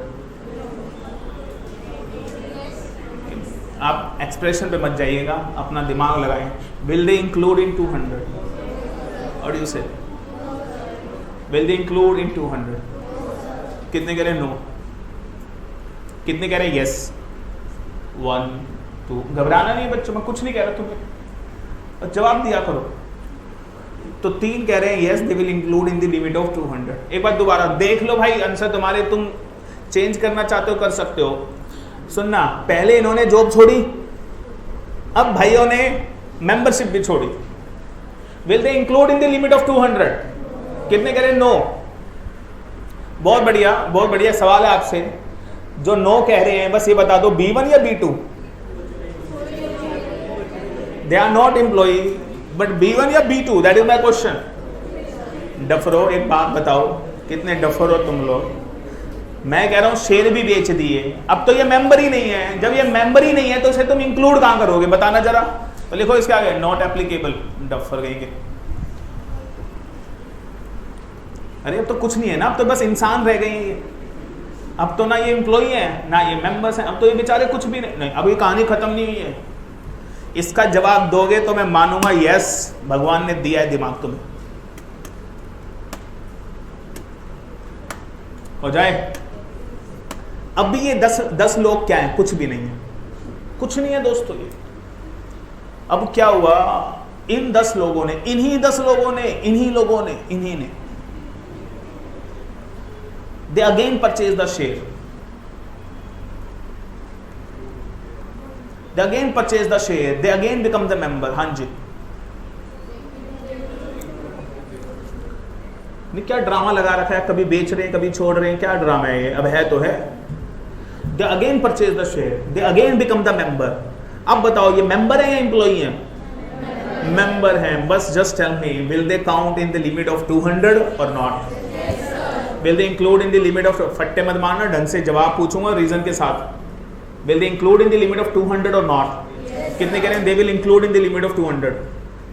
और कितने कह रहे हैं no sir they will not, they are past employees, they will not include? शानदार। और लिखेगा दे विल इंक्लूड। पता है क्यों? पता है क्यों? क्योंकि आप B2 को ध्यान से पढ़े, बहुत बहुत शानदार लिखा है B2 पॉइंट। पास्ट एम्प्लॉई आप कब हो? आप इस बात को समझो यार, पास्ट एम्प्लॉई आप कब हो? आप पहले मेंबर थे, उस टाइम एम्प्लॉई भी थे, मतलब आप पहले मेंबर एम्प्लॉई दोनों थे, और फिर आपने बाद में जॉब छोड़ दी, तब आप पास एम्प्लॉई हो।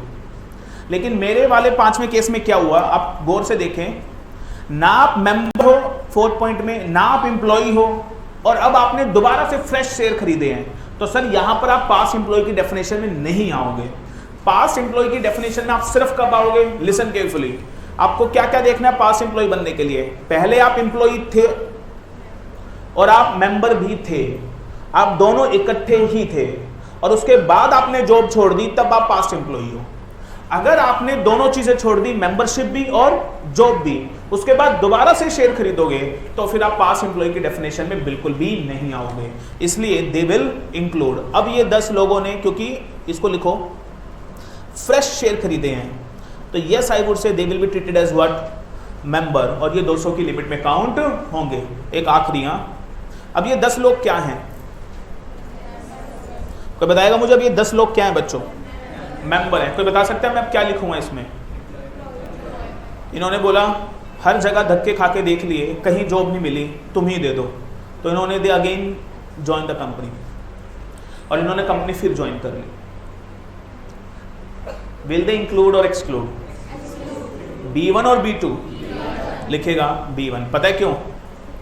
Because now they become the present employee. अब ये 200 की लिमिट में इंक्लूड नहीं होंगे, एक्सक्लूड हो जाए। Are you getting this? अच्छा अब देखो, तुम्हारे समझ में आ रहा है मैं क्या बता रहा हूँ? ये मुश्किल लग रहा है? अच्छा सुनो ध्यान से, एक और बड़ा इंपॉर्टेंट पॉइंट है। क्या 6 पॉइंट तक अब ये मेंबर भी हैं? क्या 6 पॉइंट तक ये मेंबर और एम्प्लॉय दोनों हैं? अब अगर ये जॉब छोड़ दें, then they become the past employee and they will not include as per B2। तो पास एम्प्लॉय बनने के लिए ये वाला क्राइटेरिया चाहिए, ना कि 5th वाला क्राइटेरिया। तो that is something the difference. अब एक बार लैंग्वेज देखना, B1 B2 में क्या लिखा हुआ है। B1 B2 का क्राइटेरिया देखिएगा। और एक बार कंडीशन चेक कर लो। Condition 1, restrict the right to transfer the share. दूसरा, limit the number of member to 200, excluding in short present employee of the company and the past employee of the company. क्यों exclude किया जा रहा है? So that company इनको क्या दे सके? ESOP to motivate them. That is B1 and that is B2 and that is condition 2A and B। और कितनी बातें होनी चाहिए कंपनी के आर्टिकल में? अच्छा, एक सवाल पूछूं मैं आपसे, अब सोच के जवाब देना, विद सेक्शन मजा आएगा। Private company minimum member, private company minimum member 2, section 3 and 4। Private company maximum member 200, 2 close 68। Public company minimum member 7, 3 और 4। Public company maximum member no limit, no limit क्यों? 2 क्लोज 68, जिसके आर्टिकल में ये 3 बातें नहीं लिखी होंगी वो पब्लिक है, इसलिए शायद रिलायंस इंडस्ट्रीज लिमिटेड के 20 लाख शेयर होल्डर हैं, because there is no limit on the public company. अच्छा, क्या public company Reliance industries limited जैसी कंपनी क्या 10 करोड़ शेयर होल्डर को भी शेयर दे सकती है? यस, बिकॉज उसके ऊपर कोई किसी प्रकार की लिमिट नहीं है। तो that is condition number A। Condition number B। Condition C पढ़िए, देखिए क्या लिखा हुआ है, पढ़ना जरा। और पहला शब्द फोकस करें, very very important word, please focus that word, prohibits. Prohibit मतलब क्या? लिखेगा, हिंदी में लिखना, ये काम तो कर ही नहीं सकते, एब्सोल्युटली नॉट अलाउड। कुछ भी हो जाए, धरती पाताल एक हो जाए, बट ये काम करना अलाउड नहीं है। Prohibits public issue of any kind of security. अच्छा, एक शब्द लिखा है बच्चों, सिक्योरिटी, तो लिखेगा सिक्योरिटी मतलब शेयर, सिक्योरिटी मतलब शेयर, इक्विटी शेयर या प्रेफरेंस शेयर या what ever. Even it include debenture, even it include debentures. मतलब क्या हुआ? मतलब क्या हुआ कि कंपनी पब्लिक इशू नहीं ला सकती, किसका? शेयर का? नो, सिक्योरिटी लिखा हुआ है। क्या लिखा हुआ है? सिक्योरिटी। यानी एक प्राइवेट कंपनी पब्लिक इशू ना शेयर का ला सकती है, ना डिबेंचर का ला सकती है, किसी भी सिक्योरिटी का वो पब्लिक इशू नहीं ला सकती। ये प्रोहिबिशन किस पे लगा रखी है? प्राइवेट कंपनी पे। एक सवाल है आपके लिए, ये शब्द लिखा है बट इज पब्लिक इशू, लिखे मीनिंग ऑफ पब्लिक इशू। अब इसके ऊपर शायद हम लोगों ने कल सिक्योरिटी लॉ में बात की थी, तो अभी थोड़ा सा बता रहा हूँ, इसके ऊपर लिखिएगा। एक कंपनी, 2 मेथड हैं, 2 मेथड से शेयर इशू कर सकती है। अच्छा, कोई बताएगा मुझे why company issue share? Anybody in the class? बच्चों, why company issue share, can you tell me? क्योंकि कंपनी को क्या चाहिए? पैसा। पैसे के लिए कंपनी क्या इशू करती है? शेयर। और कंपनी को शेयर इशू करने के कितने तरीके हैं? 2। पहला लिखेगा प्राइवेट प्लेसमेंट,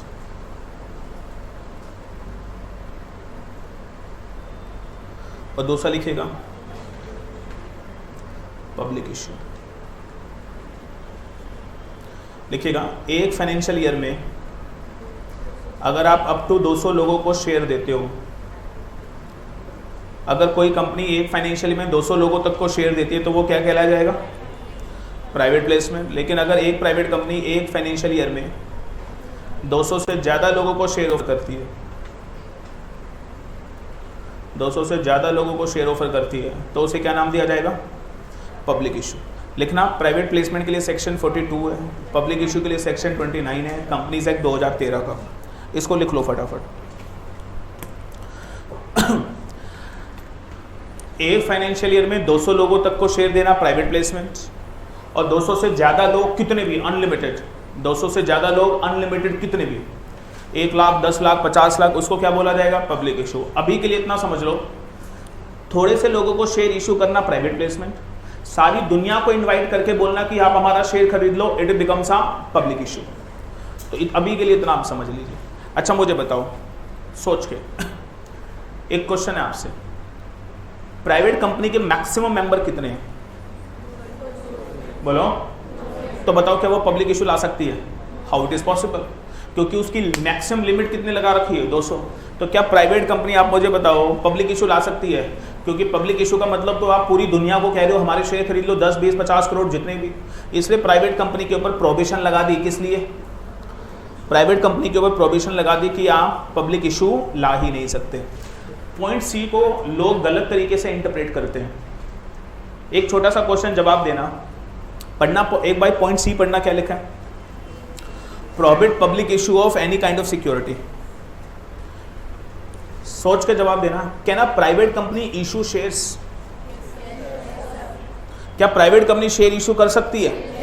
बच्चा से बोलता है नो, प्रोहिबिट लिखा हुआ है। अरे ये तो देखो प्रोहिबिट किसके लिए है, और शेयर इशू करने के कितने तरीके हैं। तो क्या मैं बोलूं प्राइवेट कंपनी शेयर इशू कर सकती है? किसके थ्रू? प्राइवेट प्लेसमेंट के थ्रू तो कर सकती है, बट पब्लिक इशू नहीं ला सकती। अच्छा एक सवाल पूछूं, क्या पब्लिक कंपनी पब्लिक इशू ला सकती है? यस, लेकिन प्राइवेट कंपनी पब्लिक इशू नहीं ला सकती। अच्छा, क्या प्राइवेट कंपनी इक्विटी शेयर का पब्लिक इशू ला सकती है? प्राइवेट कंपनी प्रेफरेंस शेयर का, डिबेंचर का, क्या लिखा है लास्ट टाइम पढ़ो ना, पढ़ना जरा। Prohibit public issue of what? Any kind of security. एक प्राइवेट कंपनी और एक बार दोबारा याद कर लें इसको, what do you mean by public issue, बताना जरा। एक क्वेश्चन पूछूंगा आपसे, उसमें गड़बड़ हो जाएगी, आप लोग आंसर नहीं दे पाओगे, इसको ध्यान से पढ़ो। प्राइवेट प्लेसमेंट क्या? एक फाइनेंशियल ईयर में अप टू 200 लोगों को शेयर देना इज अ, एक फाइनेंशियल ईयर में 200 से ज्यादा लोगों को शेयर देना पब्लिक इशू। 200 से ज्यादा कितना? अनलिमिटेड।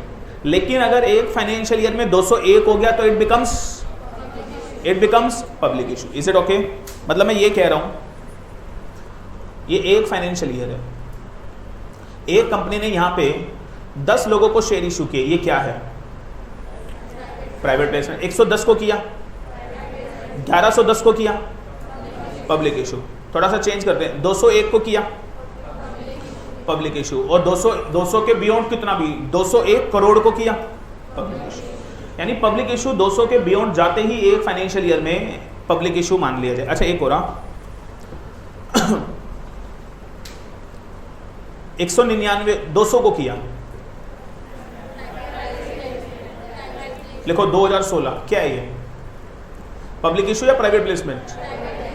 Private placement. डन। 2016 के बाद एक और फाइनेंशियल ईयर आया 2017, सेकेंड फाइनेंशियल ईयर, फिर 200 को इशू कर दिया, अभी भी क्या है? Private placement. समझ आया? One financial year up to 200 is a private placement. 200 से ज्यादा कब होना चाहिए? एक फाइनेंशियल ईयर में। अगर वो हो गया तब वो पब्लिक इशू है, अदरवाइज वो पब्लिक इशू नहीं। 2018 फिर 200 को कर दिया, अब क्या है ये? अब क्या है ये? Private placement. चौथे साल में 150 को कर दिया, पांचवें साल में 10 को कर दिया, छठे साल में 201 को कर दिया, पब्लिक इशू। 200 की लिमिट पार होनी चाहिए कब? With in a financial year. अगर अलग अलग फाइनेंशियल ईयर में 200 कर रहे हो तो हर बार माना जाएगा क्या? Private placement. Have you understand this? What is private placement, what is public issue? कुछ लोगों को शेयर इशू करना प्राइवेट प्लेसमेंट, और 200 से ज्यादा को इशू देना one financial becomes a public. Is it okay? सुनिए एक क्वेश्चन आपसे, वन क्वेश्चन व्यू, और आप लोग इसको देखें। ये देख लिया? आपसे क्वेश्चन है, और अगर आप इसको आंसर देंगे तो I will be very very happy. और क्वेश्चन देखते हैं आप क्या जवाब देंगे।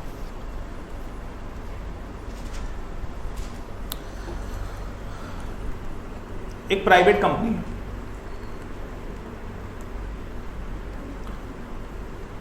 2016 उसने 200 लोगों को शेयर इशू कर दिए, अलाउड और नॉट? अलाउड और not? Why allowed? Because it is a private placement. Public issue तो वो कर नहीं रही, तो ये अलाउड है या नहीं है? अलाउड है। कर दूं अलाउड? तो क्या मैं बोलूं पॉइंट सी के अकॉर्डिंग अलाउड है या नहीं है? अलाउड है। सेकेंड फाइनेंशियल ईयर 2017, अगला फाइनेंशियल ईयर है, तो लिखिएगा कंपनी ने बच्चों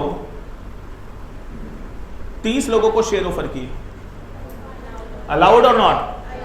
अलाउड और नॉट? कितने कह रहे हैं अलाउड है? Very good. कितने कह रहे हैं सर अलाउड नहीं है? सर नोबडी, एंड लिखेगा अलाउड नहीं है। डफरो ध्यान से तुम पढ़ते नहीं हो और केस स्टडी में इसी तरीके से आप फंसोगे। It is not allowed, it is not allowed actually. अब देखो इसका ध्यान से आंसर देखना क्यों। सर अभी तो आपने वो 5-5, 6-6 एग्जाम्पल दिए, वो जानबूझ के दिए थे ताकि आपके आंसर गलत हो। आई जस्ट ट्राई कि आपका ध्यान मैं उस तरफ कर दूं ताकि आपके आंसर गलत हो जाएं। अब देखो ध्यान से, 2017 में 30 लोगों को शेयर इशू करना, क्या ये पब्लिक इशू है? हे भगवान, डफरो no, it is a private placement. और 200 लोगों को देना पब्लिक इशू है? No, it is a private placement. और आप मुझे बताओ, क्या प्राइवेट कंपनी प्राइवेट प्लेसमेंट कर सकती है? हाँ। तो क्या ये 200 अलाउड है? हाँ। और क्या दूसरे साल में कंपनी फिर प्राइवेट प्लेसमेंट कर सकती है? हाँ। तो क्या ये अलाउड है? ना। कह रहे ना। अब इसका कारण समझना, yes it is private placement, लेकिन प्यारो ध्यान से देखो, 200 को ऑफर किया तो 200 मेंबर बन गए। और yes no doubt point C के अकॉर्डिंग गलत नहीं है, लेकिन अगर आपने 30 को कर दिया तो पॉइंट बी के अकॉर्डिंग गलत हो जाएगा, क्योंकि 30 को और दे दिया तो मेंबर कितने हो जाएंगे? 230। और लॉ मेकर बी कंडीशन क्या बोलता है? Limit the number of member to 200। तो मैं क्या कह रहा हूं, कंडीशन सिर्फ सी थोड़ी ना देखनी है, ए बी सी तीनों देखनी है। तो क्या मैं बोलूं 30 वाला पॉइंट सी के अकॉर्डिंग तो सही है, बट बी के अकॉर्डिंग गलत हो रहा है, क्यों? Limit the number of member to 200 भी तो रखनी है। मैं आपसे एक सवाल पूछता हूं, 2017 में 30 तो बहुत दूर की बात है, क्या 2017 में कंपनी एक आदमी को शेयर इशू कर सकती है क्या? No. Why? No doubt it is a private placement, but वो लिमिट एक्सीड बी की हो जाएगी 201, इसलिए सर ये चीज अलाउड नहीं। समझ में आए कहानी? ये लिखना जरा इसको थोड़ा सा और अगर हम लोग करें, समझ में तुम्हारे कुछ नहीं आना। ये 2016, चलो इसका जवाब देना। एक प्राइवेट कंपनी ने 2016 में 20 लोगों को शेयर इशू किए, कर सकती है?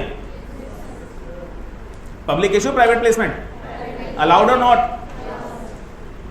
फिर कंपनी ने 2017 में 30 लोगों को शेयर इशू किए, अलाउड और प्रोहिबिटेड? अब क्यों अलाउड है? क्योंकि 30 को देना पब्लिक इशू नहीं है तो सी कंप्लाई, और 30 को देके टोटल मेंबर 50 होंगे तो बी भी कंप्लाई। अलाउड है या नहीं है? And $1 million question for you 2018 लिख दूं? 150 को शेयर इशू कर दिया, डफरो 150 लिखा है, अलाउड है या नहीं है? सी के अकॉर्डिंग प्राइवेट प्लेसमेंट, सी के अकॉर्डिंग प्राइवेट प्लेसमेंट है तो सी कंप्लाई है, और 150 को देके टोटल कितने हो जाएंगे? 200, तो बी भी। तो क्या यहां पर आप मुझे बताओ ये भी अलाउड है क्या? क्या बात है, इंटेलिजेंट हो गए तुम तो। 2019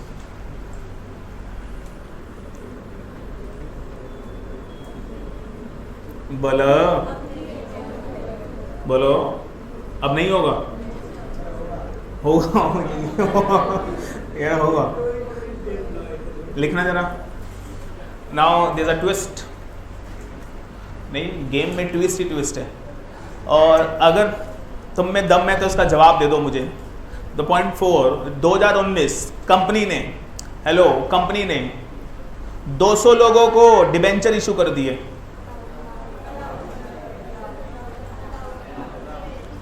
अलाउड और not allowed? What do you से? अलाउड और नॉट अलाउड? हाँ, कितने कह रहे हैं अलाउड है और कितने कह रहे हैं नो सर नॉट अलाउड? अच्छा 200 नहीं, अगर 100 कर दें तो अलाउड और नॉट अलाउड? अच्छा 2020 में,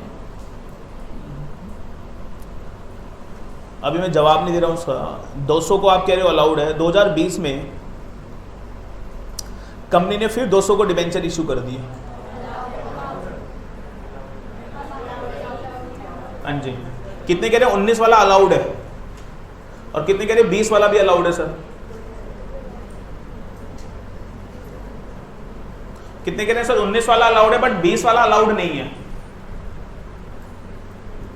कितने कह रहे हैं अभी तक जितने कराए कुछ भी अलाउड नहीं था?